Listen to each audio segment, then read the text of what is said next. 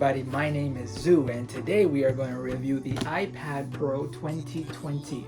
Now I'm going to be unboxing this and showing you what's inside. Once we show you what's inside, we're going to take a look at the features, and then I'm going to give you a little bit of pros and cons, what I thought about this product and whether you should go ahead and purchase it. Now I got the 12.9 inch screen. They do have the 11 inch and I will go over the pros and cons of the smaller screen versus the bigger screen of this year. So without further ado, let's do this.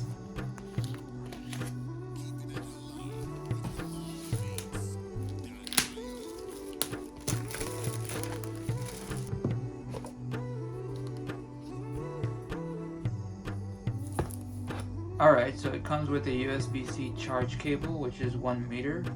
It also comes with an 18 watt USB-C power adapter. Very nice. Wow, look at that. What we have here is a 12.9 inch LED backlit multi-touch true tone fully laminated display with IPS technology. You're looking at a pixel resolution of 264 ppi. It's fingerprint resistant with anti-reflective coating at 1.8% reflectivity. If we turn this on and we increase the brightness all the way up, we have 600 nits of brightness. That's more than last year's, which was 450 nits of brightness on the iPad 2019. I can tell you, if the brightness is this high, and you're doing your work, even if you're sitting beside the window, I don't see, that much lighting. If I move it around, maybe I'll see the light coming from my ceiling, maybe I'll see a little bit of sunlight, but for the most part, it is quite bright for an iPad. And compared to, the iPads I've had before, the 600 nits makes a big difference. Now let's talk about the weight. At 12.9 inches, this weighs in at about 641 grams.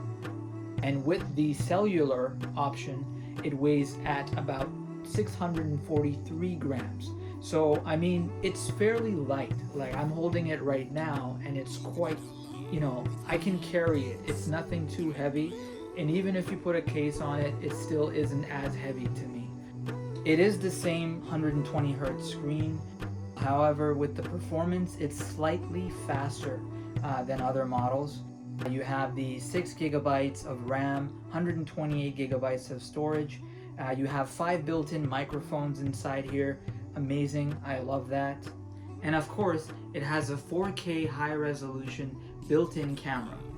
The video quality is excellent. It has a wide 12 megapixel camera with 1.8 aperture, and then another ultra-wide 10 megapixel camera with 2.4 aperture and a 125 degrees field of view. The iPad Pro 2020 allows you to record video at 4K, 1080p, 720p at 60 to 30 frames per second. It has a battery life of 11 hours, which allows you to surf the internet, watch a video, read an article, perfectly fine.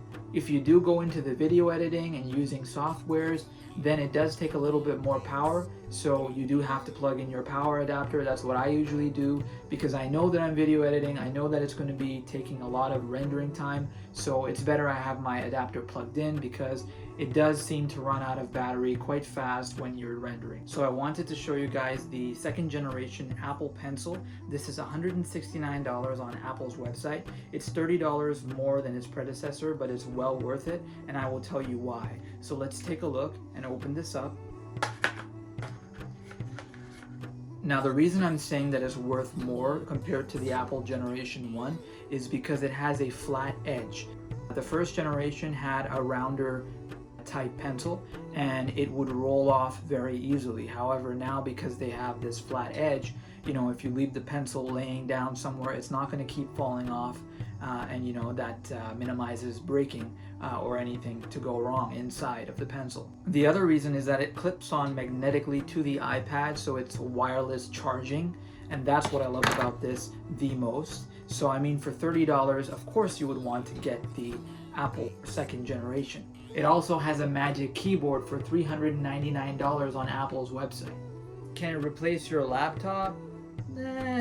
You're better off getting a laptop. It's fairly expensive, to be used as a laptop. I mean, you can buy a laptop with a built-in keyboard, everything together. You don't need to necessarily get the iPad.